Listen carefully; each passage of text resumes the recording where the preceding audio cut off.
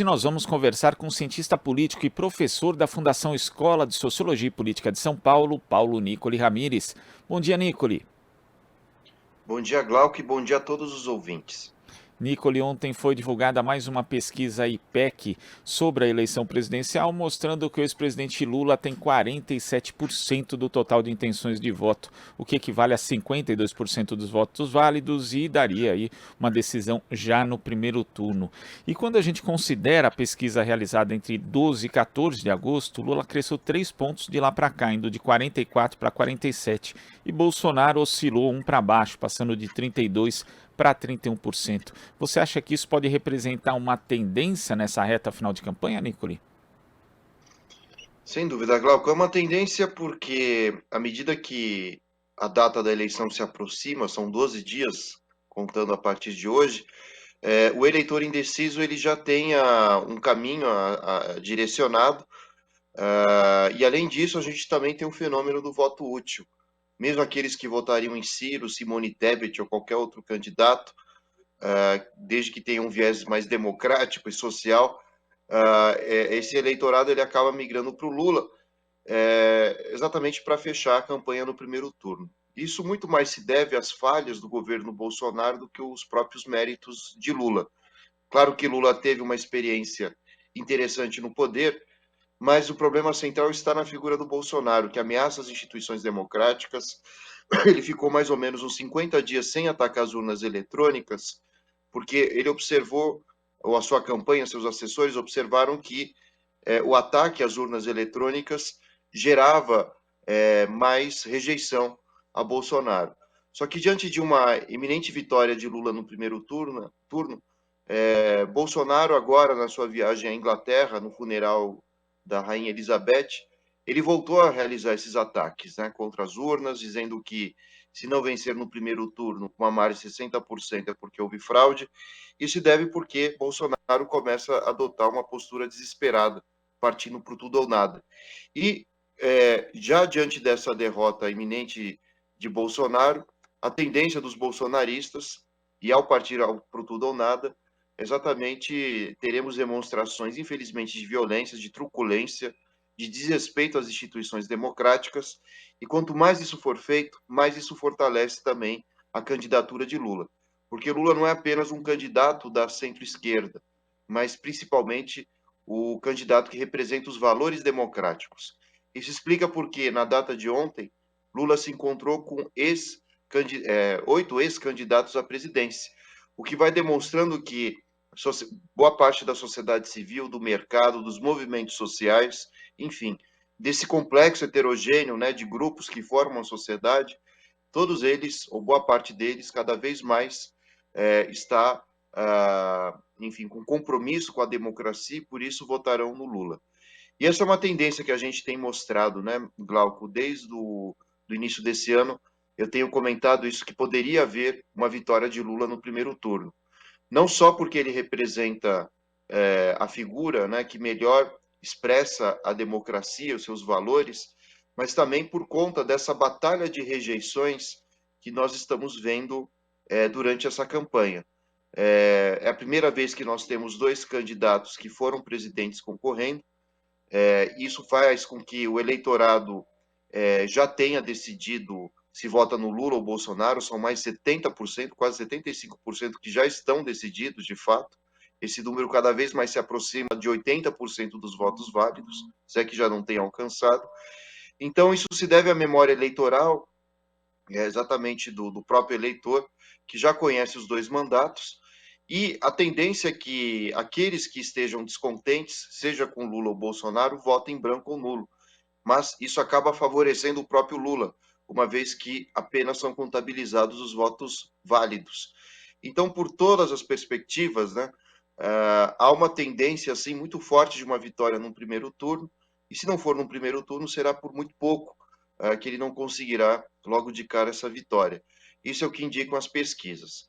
Agora, não deixa de ser interessante a gente fazer um breve apanhado, né, das demais pesquisas eleitorais, sobretudo do grupo chamado Paraná Pesquisas, que essa semana recebeu algumas denúncias, né, de que teria recebido do Bolsonaro, ou da campanha de Bolsonaro, algo em torno de 2,5 milhões de reais. Isso vai mostrando que a Paraná Pesquisas não significa que ela esteja mentindo nos seus resultados, mas sim há algumas falhas metodológicas em relação à escolha de bairros, cidades e proporção de indivíduos estudados em relação àquilo que expressa a própria sociedade brasileira, em relação a ricos, pobres. Então, essas demais pesquisas, elas retratam, né, uma parcela da realidade, mas ainda assim me parecem mais distantes de retratar com mais qualidade aquilo que faz tanto o IPEC quanto o Datafolha. E esses dois institutos, que já têm um histórico maior de pesquisas eleitorais, apontam sim uma tendência de vitória do Lula no primeiro turno. E se isso ocorrer, como eu já havia dito aqui, será uma derrota humilhante de Bolsonaro. E os que continuam defendendo o bolsonarismo, o viés autoritário, golpista, contra as instituições democráticas, cada vez mais demonstram para a sociedade brasileira que o bolsonarismo não é uma posição política, mas, antes de mais nada, um distúrbio mental, né? Ou seja, algo que vá contra os valores civilizados, minimamente respeitosos, né, diante da liberdade de expressão, da diversidade cultural da população brasileira e, sobretudo, respeito ao meio ambiente, respeito à população negra, indígenas, mulheres. Diante de tudo isso, é que o bolsonarismo se enfraqueceu e tenderá a promover uma vitória de Lula no primeiro turno. Se isso ocorrer, o mérito maior, para além das habilidades e o carisma de Lula, a conta também deverá ser, enfim, depositada, digamos assim, para a vitória do Lula, em função de todos os erros que Bolsonaro cometeu nesses 3 anos e meio na presidência. Agora, Nicole, você falou a respeito de batalha das rejeições e parece que Jair Bolsonaro tenta realizar a mesma estratégia que fez ali em 2018, quando chegou nesse período das 2 últimas semanas, de tentar aumentar a rejeição do seu principal adversário. Os 2 últimos programas de TV dele, por exemplo, foram recheados de fake news contra Lula e simplesmente Bolsonaro não apareceu, inclusive nem no programa de TV de quinta, nem no programa de TV de sábado, né? Agora, quando comparado com a primeira pesquisa da série histórica, essa do IPEC de ontem, de 15 de agosto, Bolsonaro cresceu a rejeição dele, tinha 46 e foi para 50, enquanto Lula permaneceu com os mesmos 33%, e essa pesquisa já detectaria, inclusive, essa tentativa de Bolsonaro. Isso mostra que há limites, né? Que a eleição de 2022 é diferente da de 2018, quando Bolsonaro enfrentava um adversário menos conhecido nacionalmente, era ele, Bolsonaro, quem estava em primeiro lugar, Nicole? Sem dúvida, né? Isso se deve também porque nessa campanha eleitoral, todos os partidos, sem exceção, concentram suas críticas ao Bolsonaro. Mesmo a gente vendo o Ciro fazendo aqui a colar críticas ao Lula, são críticas mais inconsistentes, afinal de contas, Lula foi absolvido, ou pelo menos os processos foram anulados. Descobriu-se, né, toda a questão das falcatruas de Sérgio Moro com a Lava Jato, a Vaza Jato também, né, acabou jogando um banho de água fria em parte da direita, em parte do pensamento conservador brasileiro. E isso acabou reforçando a figura do Lula como uma figura mais popular, carismática e, enfim, mais aceita, né, pelo eleitorado do que Bolsonaro. Geralmente, políticos que estão no poder têm um índice maior de rejeição, mas precisamos também concordar com o fato de que Bolsonaro se esforçou muito para que esse índice fosse muito elevado. Se cercou de pessoas absolutamente incompetentes nos seus ministérios, se cercou também de alas evangélicas extremamente reacionárias e pouco próximas, né, da realidade do povo brasileiro. Lógico que a gente não pode condenar todos os evangélicos, há muitos progressistas e que merecem todo o nosso respeito.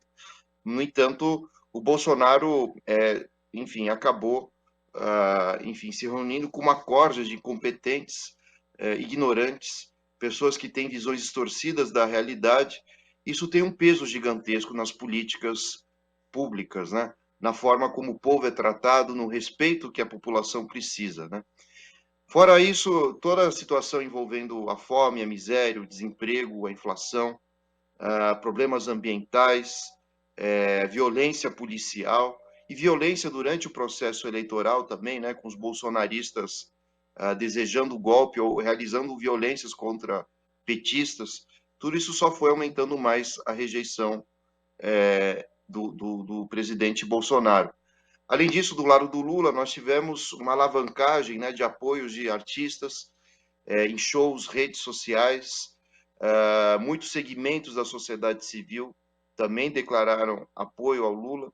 Então, tudo isso enfraqueceu bastante a figura de Bolsonaro e que, nas últimas semanas, tentou mostrar uma imagem que não confere com aquilo que ele sempre expressou ser, né? Ou seja, a campanha do PL televisiva tem mostrado um Bolsonaro mais manso, um Bolsonaro mais preocupado com a mulher, com a nação. Até mesmo a viagem de Bolsonaro agora à Inglaterra é absolutamente contraditória. Um presidente que pouco se preocupou, nada se preocupou com tantos milhares de brasileiros mortos, né, durante a Covid. Prestar condolências, né, à rainha não faz muito sentido, né? Nada contra ele ter ido à Inglaterra, faz parte de um comportamento de chefe de Estado. No entanto, no mínimo, o que se esperava é que ele fosse mais afetivo e tivesse mais respeito frente à população que morreu nesse nosso país. Então, tudo isso foi fazendo com que a rejeição de Bolsonaro aumentasse. E agora, na reta final, claro que ele seguirá a cartilha, né, trumpista de tentar produzir barulho, né, e instabilidade política, rejeitando o resultado das urnas, rejeitando o processo eleitoral, e ainda nós teremos longos 3 meses até a substituição desse presidente, que está na iminência de uma derrota, como eu disse, humilhante. Nunca nenhum presidente da República, quando buscou a reeleição, não havia chegado no segundo turno. Então, talvez nós tenhamos um fato histórico muito importante no Brasil.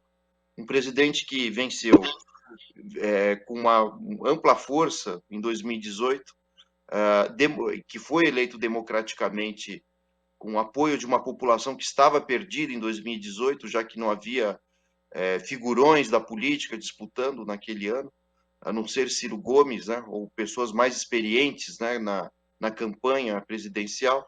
Mas o que a gente vê esse ano é que a figura do Bolsonaro se esgotou. É uma figura que, como eu disse, tenderá a cair no lixo da história, e assim que o próximo presidente assuma o cargo, as caixas pretas desse governo serão abertas. O superfaturamento de gastos, ministérios mal geridos, o menosprezo pelos recursos públicos, os sigilos impostos por mais de 100 anos. Então, me parece que a preocupação maior de Bolsonaro não é apenas vencer a eleição, senão garantir o sigilo de todas as barbaridades e más gestões que foram realizadas em todos os ministérios e com orçamento público. Nicoli, queria agradecer a sua participação aqui no Jornal Brasil Atual de hoje. Até a próxima. Muito obrigado, Glauco. Até a próxima. Conversamos aqui com o cientista político e professor da Fundação Escola de Sociologia e Política de São Paulo, Paulo Nicoli Ramires. Estamos apresentando Jornal Brasil Atual. As notícias que os outros não dão.